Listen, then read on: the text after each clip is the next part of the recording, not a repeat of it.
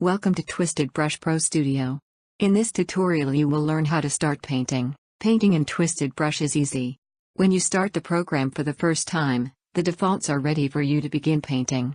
The canvas is clear, a brush is selected, you only need to click and drag. First, make sure the paintbrush tool is selected.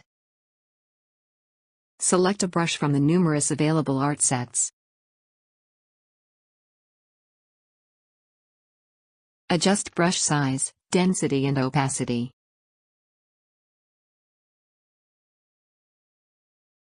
Select and adjust a color.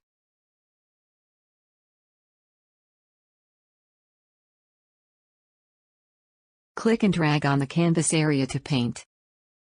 Use the Brush Controls panel to adjust your brush parameters.